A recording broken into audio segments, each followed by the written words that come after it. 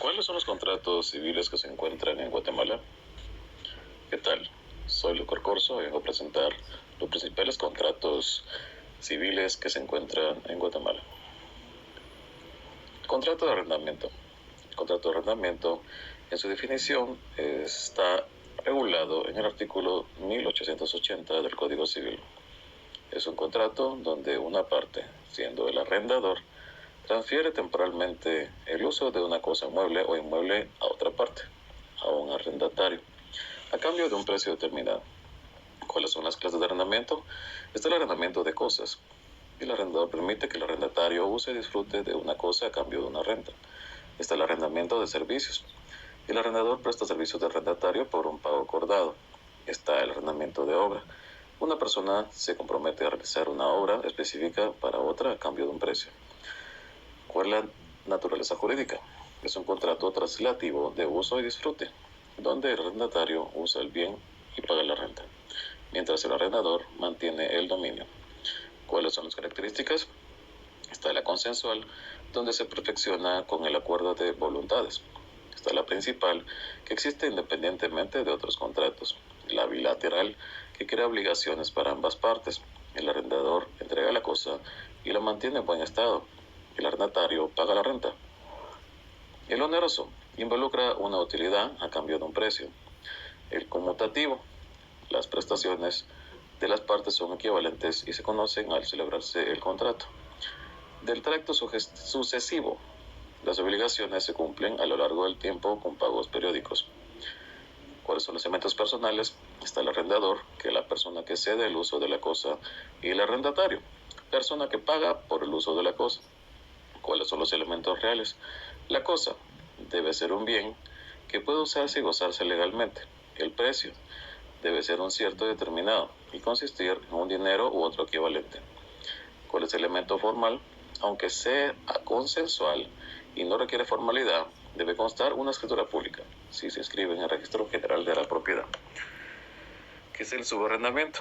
El arrendatario puede ceder el uso del bien a un tercero bajo las mismas acciones y condiciones, manteniendo las relaciones contractuales originales y las mejores.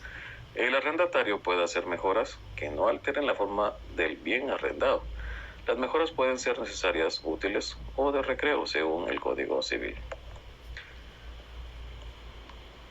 El contrato de compraventa está definido como en el artículo 1790 del Código Civil como un acuerdo donde el vendedor transfiere la propiedad de una cosa y se compromete a entregarla, mientras el comprador se obliga a pagar un precio de dinero.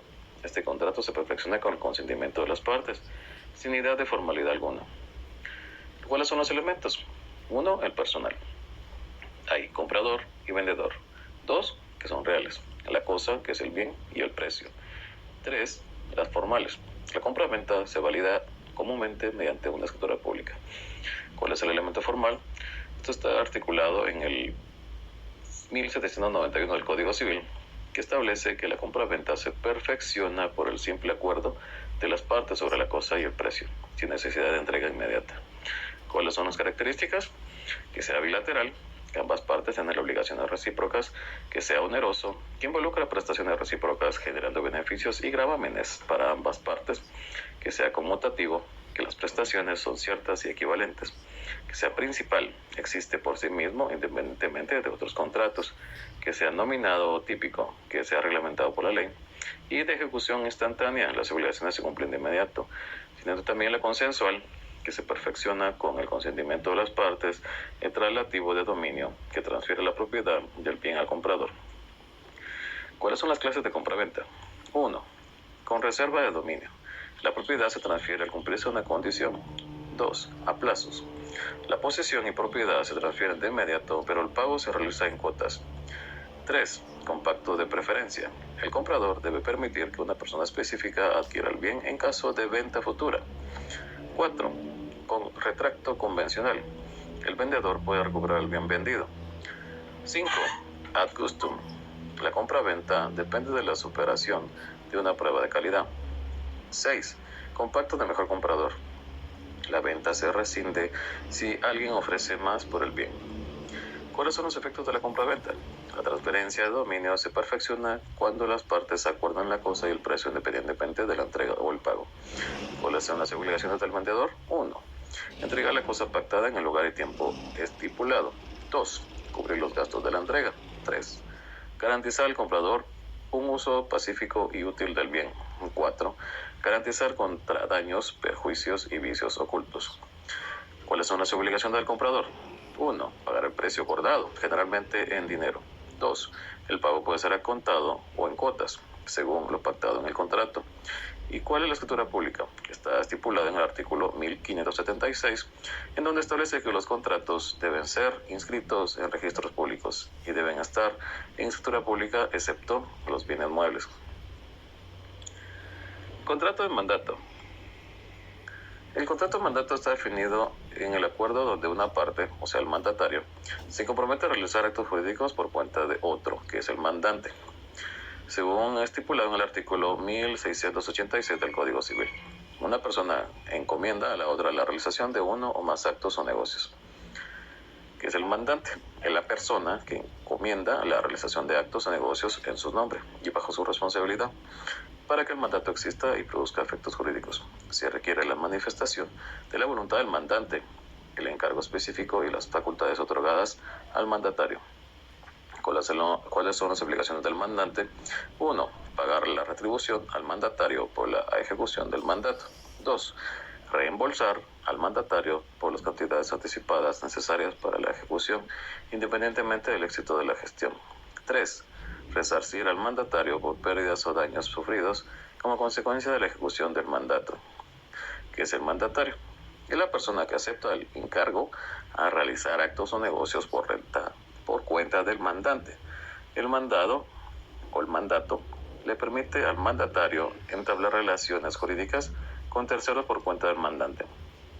El mandatario debe aceptar expresamente el mandato para que éste tenga efectos jurídicos. ¿Cuáles son las obligaciones del mandatario? 1. Cumplir con lo convenido en el mandato, velando por los intereses del mandante y sin traspasar los límites del mandato. 2. Rendir cuentas al mandante y trasladarse los resultados de la gestión. 3. Resarcir el mandato por los perjuicios causados por su gestión. ¿Cuál es el objeto del mandato? El mandato abarca actos y negocios jurídicos que el mandatario está autorizado a realizar en nombre del mandante, siempre de manera lícita y determinada sin intereses personales. ¿Cuál es el elemento formal? Para ser válido, el mandato debe otorgarse mediante un instrumento notarial legítimo, en escritura pública, y registrarse adecuadamente. Puede ser en el registro electrónico de poderes en el Archivo General de Protocolos. ¿Cuáles son las características? Onerosos, bilateral, solemne, consensual, intuitivo y personae, o sea, personalísimo, principal, típico, registrable, irrevocable. ¿Cuáles son las clases de mandato? El especial, las facultades específicas para uno o más asuntos determinados. 2. El general, que es la facultad para atender todos los negocios del mandante y administrar sus bienes. 3. El mandato general con cláusula especial, que son facultades generales y específicas para actos trascendentales. 4. Mandato judicial, representación ante tribunales en procesos o actos procesales. ¿Cuáles son las modalidades del mandato? 1. Con representación. El mandatario actúa en nombre y por cuenta del mandante, estableciendo una relación directa con terceros. 2. Sin representación. El mandatario actúa por cuenta del mandante, pero asume la responsabilidad frente a terceros. ¿Y cuándo se extingue el mandato? 1. Por revocación del mandato. 2. Cumplimiento del objeto del mandato. 3. Terminación del plazo. 4. Renuncia al mandatario. 5. Muerte o incapacidad de las partes. 6. Quiebra del mandante o inhabilitación del mandatario. 7. Disolución de la persona jurídica que otorgó el mandato. El contrato de promesa. El contrato de promesa es un acuerdo por el cual dos o más personas se comprometen a celebrar un contrato determinado en el futuro, estableciendo condiciones y plazos anticipados para la realización. Y el contrato preparatorio útil para asegurar la celebración de un contrato futuro. Está regulado en el Código Civil, el Código Promesa, en los artículos 1674 al 1685. En el 1674 se puede asumir la obligación de celebrar un contrato futuro. En el 1675 la promesa del contrato puede ser unilateral o bilateral. En el 1676, la promesa unilateral otorga a una persona la opción de adquirir una cosa o derecho. En el 1679, la promesa bilateral obliga a ambas partes a celebrar el contrato prometido. ¿Cuáles son las características? Que es preparatorio, consensual, puede ser bilateral o unilateral, que es una opción, proyecta en conclusión de otro contrato. Formalidades. La promesa debe hacer constar en escritura pública si el contrato futuro lo requiere. 2. Debe inscribirse en el registro de la propiedad para bienes inmuebles o derechos reales. 3. La promesa obliga al contrato futuro. 4. Existe un plazo legal de 2 años para inmuebles y 1 año para muebles. Y 5. Puede incluir el pago de una multa sin perjuicio del cumplimiento del contrato. ¿Cuáles son los elementos personales? El promitente, que es la parte que se obliga a celebrar el contrato futuro, y el promisorio, la parte que puede extinguir el cumplimiento del contrato futuro. Es una promesa bilateral, ambas partes se denominan promitentes. ¿Cuáles son los elementos reales? El objeto, la actividad a la que se comprometen las partes, o sea, la celebración del contrato. El contrato futuro debe estar claramente definido con otros sus elementos esenciales. El plazo. La promesa debe ser un plazo definitivo y la falta del plazo hace nula la promesa. ¿Cuáles son los elementos formales? La promesa debe otorgarse en la forma exigida por la ley por el contrato que se promete celebrar, generalmente mediante escritura pública para bienes registrables. ¿Cuáles son las clases de promesa? La promesa unilateral. Una persona otorga aún la opción de adquirir un bien o derecho. Y la promesa bilateral. Ambas partes se obligan mutuamente a celebrar el contrato futuro. ¿Cuáles son los efectos? 1. Ambas partes deben celebrar el contrato dentro del plazo prometido. 2. El plazo no puede exceder de 2 años para inmuebles y 1 año para otros bienes. 3. Si una parte se niega a celebrar el contrato, el juez puede obligarla, salvo que el bien haya pasado a un tercero de buena fe, en cuyo caso se pagarán daños y perjuicios. Y 4. La acción para exigir el cumplimiento de la promesa caduca 3 meses después del vencimiento del plazo estipulado. ¿Cuáles son las obligaciones previas? Presentar documento de identificación, o sea, el DPI, y acreditar la propiedad, derecho o bien prometido. ¿Cuáles son las obligaciones posteriores?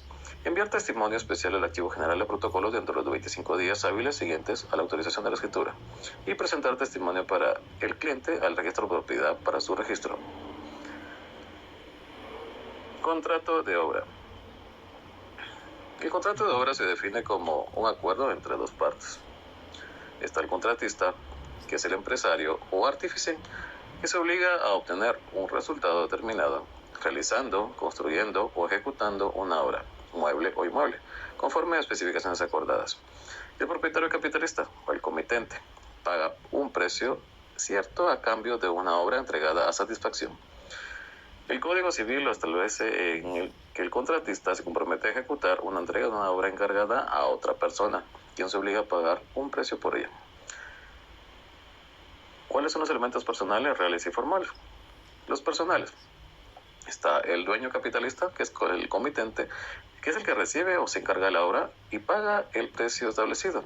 Y el empresario o promotor, que es el contratista, que ejecuta la obra o se encarga de un servicio. Los reales. Es la realización material de la obra, a cambio del pago del precio previamente establecido en el contrato. Y los formales. La ley no prevé formalidades específicas, deduciendo que no existe un requisito formal particular para este tipo de contratos. ¿Cuáles son las características? Está 1. El bilateral. Ambas partes poseen una prestación determinada. El 2. Oneroso. Cada prestación tiene una causa en la contraprestación de la obra. 3. Conmutativo. Las prestaciones están determinadas desde el principio. 4. De tracto sucesivo. No es de ejecución instantánea. Genera la obligación del contratista de realizar una obra y obtener un resultado que requiere de un plazo. 5. Intuito personae. Se celebra en consideración de la habilidad técnica, conocimientos o aptitudes del contratista. 6. Principal. No depende de otra relación existente. 7. Consensual. Se perfecciona en el consentimiento de las partes. Contrato de sociedad. Sociedad civil. Definición. Es un contrato en el cual 2 o más personas acuerdan unir esfuerzos para un fin común, ilícito, fundado una persona jurídica que actúa en el ámbito económico, pero no en el acto mercantil, ya que su objetivo no es el lucro. El Código Civil en el artículo 1728 lo define como un contrato donde las personas conviven en poner en común bienes o servicios para ejercer una actividad económica y dividirse las ganancias, sin constituir una especulación mercantil. ¿Cuáles son sus atributos? Está 1. El nombre. Razón o firma social para identificación. 2. El domicilio. Ubicación geográfica para efectos legales. 3. Patrimonio. Aportes de los socios en efectivo o especie. 4. Capacidad de goce. Aptitud para adquirir derechos y contraer obligaciones. 5. Capacidad de ejercicio. Facultad de actuar legalmente una vez cumplidos los requisitos formales. Y 6. Capacidad procesal. Aptitud para actuar en procedimientos judiciales tras inscripción de un registro correspondiente. ¿Cuáles son las clasificaciones? 1. Absoluto, que no sea sujeto a condición alguna. 2. Bilateral o plurilateral. Derechos y obligaciones para todas las partes. 3. Oneroso. Implica cargas para los socios. 4. Solemne, que requiere escritura pública. 5. De organización o abierto. Permite ingreso o salida de socios manteniendo la continuidad. 6. Intuito personal, basado en cualidades personales de los socios. 7. De tracto sucesivo, efectos prolongados en el tiempo. ¿Cuáles son los requisitos? Estos están articulados en el 1730 del Código Civil. 1. Objetivo de sociedad. 2. Razón social. 3. Domicilio de la sociedad. 4. Duración de la sociedad. 5. Capital y aportes de cada socio. 6. Distribución de utilidades o pérdidas. 7. Causas de disolución antes de vencimiento. 8. Cantidad para gastos personales de los socios. ¿Cuál es el objeto? Es una actividad física ilícita a la que se dedicará la sociedad, detallada en el contrato social. ¿Cuál es la razón social? Es formada con el nombre y apellido de uno o más socios añadiendo sociedad civil. ¿Cuáles son las diferencias entre la sociedad civil y la asociación civil? La sociedad civil no tiene finalidad lucrativa y la asociación civil busca fines de lucro y aumenta el patrimonio propio. ¿Cuáles son las similitudes entre sociedad civil y sociedad mercantil? 1. Ambas tienen personalidad jurídica. 2. Están conformadas por dos o más personas. 3. Aportan bienes y servicios. 4. Persiguen un interés de lucro. 5. Constituidas mediante escritura pública. 6. Reparten ganancias entre socios. 7. Incluye la figura del pacto leónido. 8. Regulan prohibiciones para tutores o guardadores. 9. Excluyen a personas que quieran. ¿Cuáles son las diferencias entre sociedad civil y sociedad mercantil? 1. La sociedad mercantil regula por el Código de Comercio. 2. La sociedad civil es normada por el Código Civil. 3. La sociedad mercantil constituye acciones. 4. La sociedad civil no constituyen acciones. 5. La sociedad mercantil inscribe en el registro mercantil. 6. La sociedad civil inscribe en el registro de personas jurídicas del Ministerio de Gobernación. 7. La constitución de sociedad mercantil tarda 1 mes y medio y la sociedad civil 3 meses. 8. Los cónyuges pueden constituir la sociedad mercantil, pero no sociedad civil sin terceros. Y 9. La sociedad mercantil tiene nombre comercial. La sociedad civil no. ¿Cuáles son sus actividades? La sociedad mercantil se dedica a actividades comerciales con ánimo de lucro. Y la sociedad civil no se dedica a actividades comerciales, pero puede tener ánimo de lucro. Donación entre vivos. Se define como que aquel en el que una persona, o sea, el donante, transfiere gratuitamente parte de sus bienes presentes a una persona, o sea, un donatario, reservándose lo suficiente para su subsistencia y obligaciones. Esto está estipulado en el artículo 1855 del Código Civil. En un contrato donde la persona transfiere la propiedad de una cosa a título gratuito. Características. Es gratuita. No hay contraprestaciones del donativo, aunque puede imponerse una carga menor que el valor de la cosa donada. Es unilateral. Implica solo la prestación del donante, aunque puede ser onerosa si hay una obligación del donatario. Principal. Existe por sí mismo, sin necesidad de otro contrato. Consensual. No requiere entrega de la cosa por existir, ni formalización especial excepto en bienes inmuebles. Instantáneo. Se agota con la entrega de la prestación, aunque puede ser de trato sucesivo. Por ejemplo, la renta vitalicia. De disposición. Transfiere dominio o titularidad de un derecho por consentimiento. Subsidiariedad de las normas de la compraventa. Se aplican normas de compraventa excepto por la gratuidad. Traslativo de dominio. principal objeto en la transferencia de propiedad.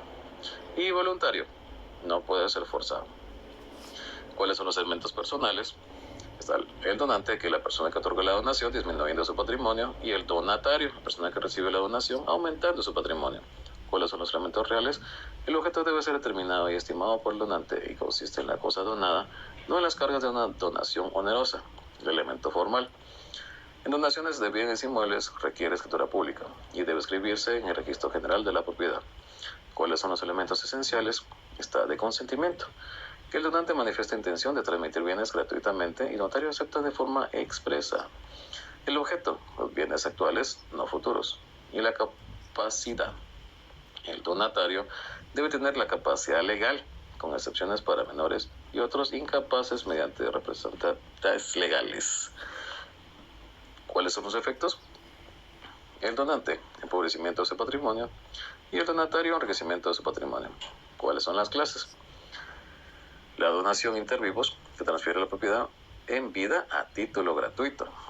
La donación por causa de muerte es revocable y regida por normas de testamento, no es contrato. Las donaciones puras no tienen alcance especial. Las donaciones condicionales dependen de un hecho incierto. La donación gratuita sin contraprestaciones. La donación onerosa exige una prestación menor que el valor del objeto donado. La donación remuneratoria es recompensa por méritos o servicios prestados estimables en dinero. ¿Cuáles son las diferencias? Que la donación entre vivos versus la donación por causa de muerte. La donación entre vivos es contractual y irrevocable, excepto por ingratitud. Y la de causa de muerte es unilateral y revocable. ¿Y cuál es la diferencia entre donación onerosa y remuneratoria? La onerosa obliga a una prestación futura y la remuneración recompensa servicios ya prestados. ¿Cuáles son las causas de revocación? 1. Delito contra el donante o sus allegados. 2. Acusación injusta del delito. 3. Negativa de alimentar al donante necesitado. Y 4. La revocación personal no puede ser objeto de contrato. Contrato de mutuo. El contrato de mutuo está estipulado en Código Civil, que implica que una persona entrega dinero a otra, fungible a otra, con la condición de que se le devuelva la misma cantidad y calidad. Y es mutuo, significa que es recíproco, correspondiente, y es un contrato real, en el que una parte, el prestamista, transfiere la propiedad de una suma de dinero o bienes fungibles al prestatario, quien está obligado a devolver lo mismo. ¿Cuál es la naturaleza jurídica? El mutuo es traslativo de dominio, ya que implica la transferencia de la propiedad de una cosa del prestamista al prestatario. Y cuando el prestatario consume la cosa prestada y la restituye de la misma naturaleza, se trata de un préstamo de consumo. ¿Cuáles son las características? Que sea principal, existe independientemente de otros contratos. Que sea real, se perfecciona con la entrega de la cosa prestada. Que sea unilateral, solo genera obligaciones para un prestatario, quien debe devolver la cosa prestada. Que sea traslativo de propiedad, el prestatario adquiere la propiedad de la cosa prestada, pero debe restituirla al prestamista. Que sea oneroso, ambas partes obtienen beneficio y asumen responsabilidades. Que sea gratuito u oneroso, puede ser gratuito si el prestatario no ofrece nada a cambio, u oneroso si se acuerda un interés. ¿Cuáles son los elementos personales? El mutuante, quien otorga el préstamo, y el mutuario, quien recibe el préstamo y está obligado a devolverlo. ¿Cuáles son los elementos reales? El mutuo solo puede tener como objeto dinero y otras cosas fungibles, ya que el prestatario se convierte en dueño de la cosa para consumirlas, pero debe devolver otras de la misma especie y calidad. ¿Cuáles son los elementos formales? No hay formalidades específicas para el contrato de mutuo, excepto en cuanto a la cuantía del préstamo, que debe constar por escrito si excede cierto valor. ¿Cuál es la extensión del contrato? Puede extinguirse por compensación, renovación, remisión, confusión o prescripción extintiva, según lo establecido en nuestro Código Civil. El contrato de depósito. El contrato de depósito se centra en la obligación de custodiar una cosa, diferenciándose de otros contratos en los que se da custodia de una obligación accesoria. En el depósito, la custodia es la función específica y esencial. Este contrato se basa en la confianza en que el depositante tiene en el depositario, quien se convierte en el guardador del bien. El depositante no pierde el dominio sobre la cosa depositada y la entrega puede realizarse en cualquier manera que transfiera la tenencia al depositario. ¿Cuáles son las características? Que sea real. El contrato se perfecciona con la entrega de la cosa del depositante al depositario, que sea unilateral. Genera obligaciones solo para el depositario, quien debe conservar, guardar y restituir la cosa, que sea gratuita. El depósito es gratuito a menos que se acuerde una remuneración. Si hay pago por la custodia, el contrato se convierte en un arrendamiento de servicios. Y que sea principal. Es independiente y no requiere de otro contrato para su existencia. ¿Cuáles son los requisitos? Que sea capacidad. Las partes deben ser legalmente capaces de contratar para que el depósito tenga plenos efectos. Que sea con consentimiento.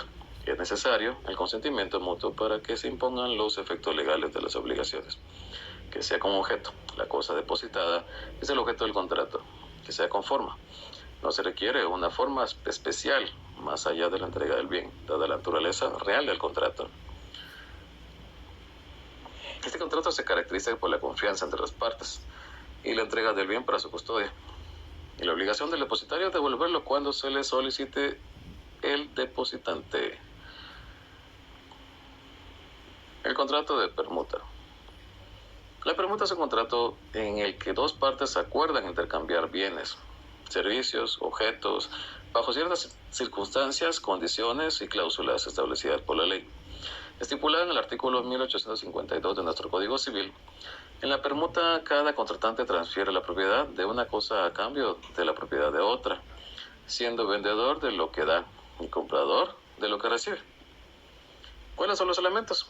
Están los personales que intervienen, personas capaces y su totalidad libertad para transferir y recibir la propiedad de sus bienes permutados, que sean reales, que se aplica a las disposiciones de la compra-venta, lo que significa que los mismos bienes se pueden venderse, pueden también permutarse. Los formales. La permuta es un contrato consensual que se perfecciona en el mero consentimiento, no requiriendo otra forma específica que su validez. ¿Cuáles son las clases? Que sea simple, no implica un avalúo previo de los bienes intermediarios. Estimatoria, que incluye una tasación previa de los bienes, también se clasifica en la pura y mixta. ¿Cuáles son las características? Que sea principal, consensual, oneroso, conmutativo, relativo, de dominio. ¿Cuál es la diferencia entre la compra-venta? Que mientras en la compra-venta las partes tienen roles diferentes, en la permuta ambos tienen el mismo carácter y obligaciones. Que en la permuta la transferencia de propiedad es recíproca y simultánea, a diferencia de la compra-venta donde el comprador adquiere dominio después de pagar. En el caso de cumplimiento, en la permuta se puede exigir el cumplimiento o la devolución del objeto, mientras que en la compra-venta solo se puede reclamar el cumplimiento de daños e intereses. Y en la compra-venta es rescindible por la lesión, mientras que la permuta no. En conclusión, la permuta es un contrato traslativo de dominio que se perfecciona con el consentimiento de las partes sin necesidad de entrega inmediata de los bienes. Los elementos personales, reales y formales de la permuta son similares a los de la compra-venta, pero la naturaleza y las implicaciones legales de ambos contratos difieren de varios aspectos. Contrato de renta vitalicia. La renta vitalicia es el contrato de una persona llamada deudor se compromete a pagar periódicamente una cantidad a otra, el rentista, durante su vida y hasta la vida de otra persona designada. ¿Cuáles son las características? Que sea aleatorio. La renta vitalicia es aleatoria debido a la incertidumbre durante la duración de los pagos dependiendo de la duración de la vida del rentista. Que sea gratuito u oneroso. Debe ser gratuito si deriva de una adopción o legado u oneroso si hay contraprestaciones recíprocas.